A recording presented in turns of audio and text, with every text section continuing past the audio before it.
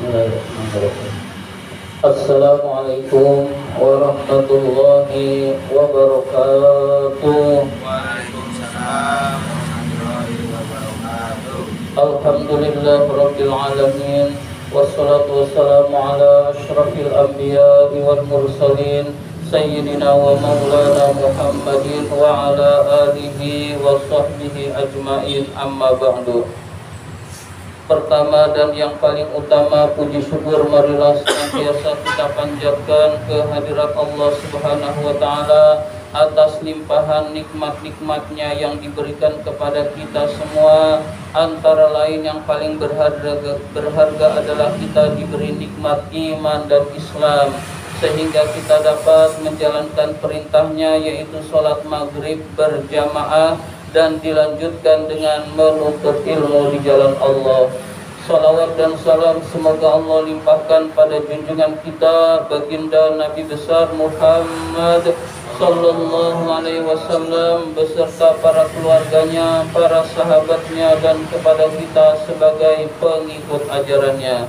Marilah kita awali seperti biasa taklim kita dengan membaca surat Al-Fatihah. Mudah-mudahan kita semua mendapatkan ilmu yang bermanfaat, diberikan kesehatan oleh Allah Subhanahu wa taala, diberikan rizki yang banyak, yang halal dan yang berkah, serta dimudahkan urusan-urusan kita. Ala hadhihi niyah wa ala kulli niyatin shalihah wa ila hadratin Nabi Mustafa Rasulullah sallallahu alaihi wasallam. Al-Fatihah. A'udzu billahi minasy syaithanir rajim. Bismillahirrahmanirrahim. Alhamdulillahi rabbil alamin. Ar-Rahmanir Rahim. Maliki yaumiddin. Iyyaka na'budu wa iyyaka nasta'in. Ihdinas siratal mustaqim. Siratal ladzina an'amta 'alaihim ghairil maghdubi 'alaihim waladdallin. Amin. Karena ini hari pertama, yaitu di bulan pertemuan di bulan Syawal, saya turut mengucapkan minal aidin wal faizin, taqabbalallahu minna wa minkum, taqabbal ya karim. Mohon maaf lahir dan batin. Selanjutnya mari kita lanjutkan taklim kita, pembahasan kitab An-Nasaihud Diniyah, halaman 87, 1, 2, 3, baris ketiga,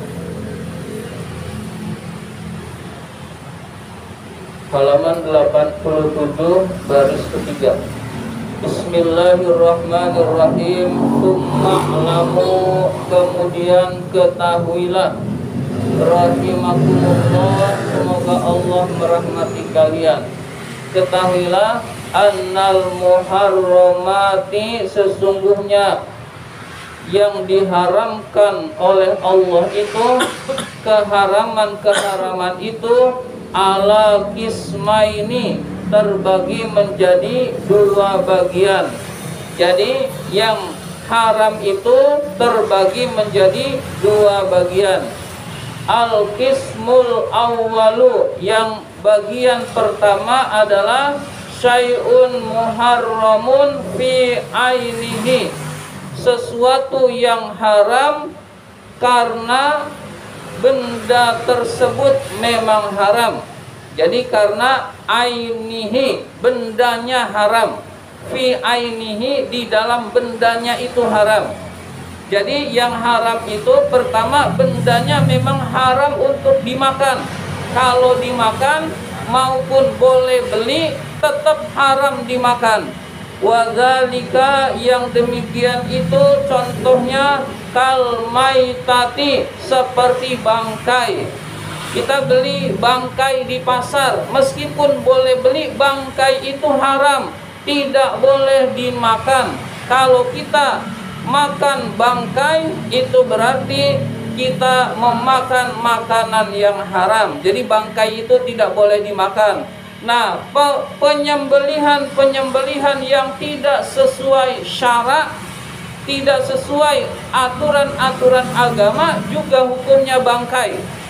Jadi ayam dicekik, kemudian dagingnya dimakan, itu makan bangkai. Jadi proses penyembelihan harus minimal menyebut nama Allah. Lalu sesuai dengan ketentuan ajaran Islam baru halal.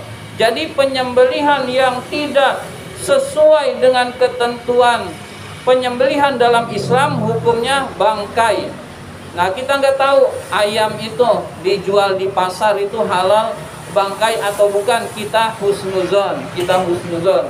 Kalau Muallim Syafi'i Hazami mengajarkan, Muallim Syafi'i Hazami itu ulama Jakarta yang sekarang sudah almarhum, mengajarkan kalau makan ayam, makan kambing, makan sapi dan sejenisnya, kita menyembelih sendiri atau kita menyaksikan penyembelihannya. Jadi jangan yang beli di pasar. Tapi kalau kita beli di pasar pun hukumnya boleh kita husnuzon. Itu buat kehati-hatian. Kita menyembelih sendiri itu lebih yakin benar-benar halal, bukan berhukum bangkai. Wadami, darah. Jadi darah boleh beli, tetap haram dimakan. Contohnya darah adalah marus. Nah, marus itu seperti daging tapi terbuat dari darah, itu juga haram. Wal khamri, minuman keras. Jadi minuman keras itu haram untuk diminum. Meskipun tidak boleh mencuri, memang zatnya haram untuk dikonsumsi. Wa ma la yahillu akluhu, dan apa-apa yang memang tidak halal untuk dimakannya. Minat toiri, diantaranya berupa burung yang punya cakar, itu juga haram dimakan. Contohnya elang raja wali. Wasibai,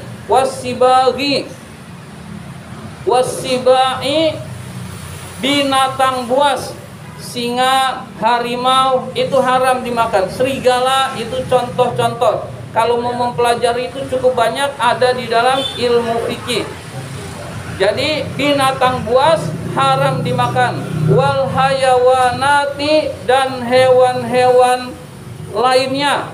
Contohnya anjing, babi. Oh, babi kan nggak buas. Ya memang nggak buas, tapi memang ketentuan dari agama haram dimakan, najis. Begitu juga anjing, haram untuk dimakan. Wal hasyaroti, serangga. Nah, serangga itu haram. Makan lalat, itu haram. Makan nyamuk itu juga haram. Serangga itu haram untuk dimakan. Dan penjelasannya ada di bab fikih. Ini hanya menjelaskan bahwa ada yang haram zatnya, yaitu ini diantaranya. Wa hadzal qismu, bagian ini yang haram zatnya itu la yahillu minhu qalilun wala katsirun, tidak halal dimakan sedikit ataupun banyak.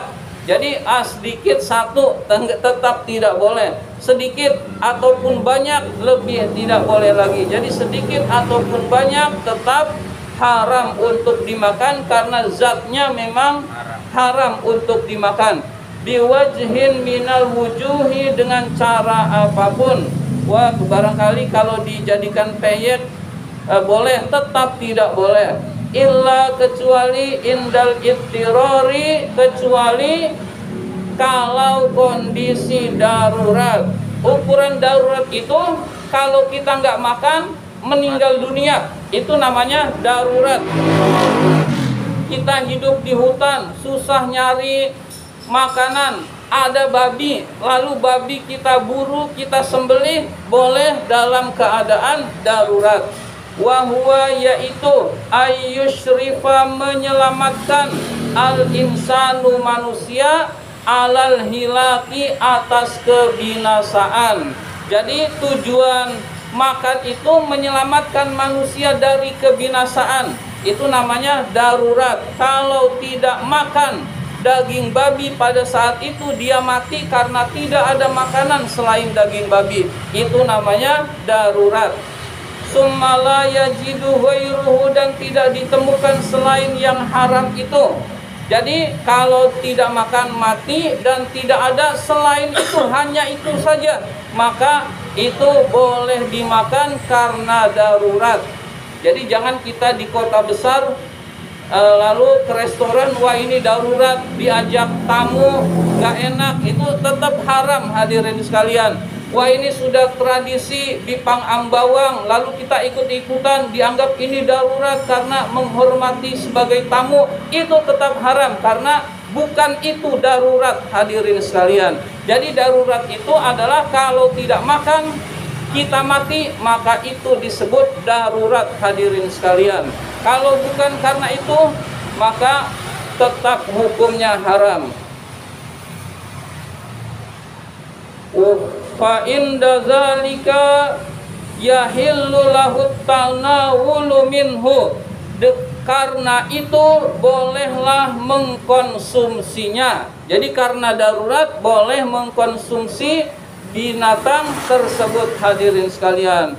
Qala Allah Ta'ala, Allah Subhanahu wa Ta'ala berfirman, hurrimat alaikum, diharamkan atas kalian, al-maitatu, bangkai, waddamu, darah, walahmul khinziri, daging babi, wama, dan apa-apa, maksudnya hewan, uhillala, yang disembelih, li ghairillahi bihi, tidak karena Allah. Jadi menyembelih lupa membaca bismillah dampaknya besar hadirin sekalian. Jadi bismillah itu nggak boleh lupa.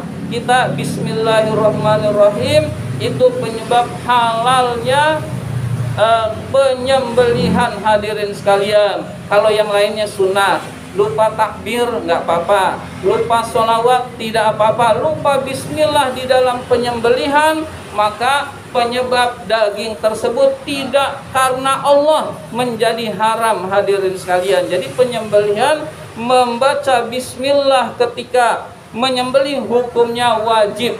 Jadi kita boleh lengkap, boleh tidak lengkap, bismillah sah, bismillahirrahmanirrahim sah.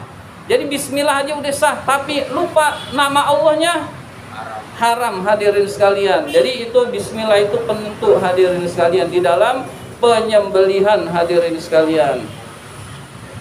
Al-ayah, ayat ini masih berlanjut, ini cuplikan ayat. Wa qala ta'ala, Allah Subhanahu wa Ta'ala berfirman, innama, sesungguhnya, harrama Allah mengharamkan, alaikum, kepada kalian, al-maitata, bangkai, waddama, darah, walahmal khinzir, dan daging babi, wa ma uhilla bihi li ghairillah, dan apa-apa yang disembelih tidak karena Allah.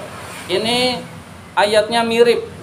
Jadi ayatnya mirip sama isinya, tapi ada berkelanjutan. Li ghairillah famanit turro, barang siapa yang darurat, terpaksa, ghairobaghin, tanpa ada kedurhakaan, bukan sengaja pengen makan bangkai, bukan, wala adin, dan tidak melampaui batas, fala isma alaih, tidak ada dosa baginya.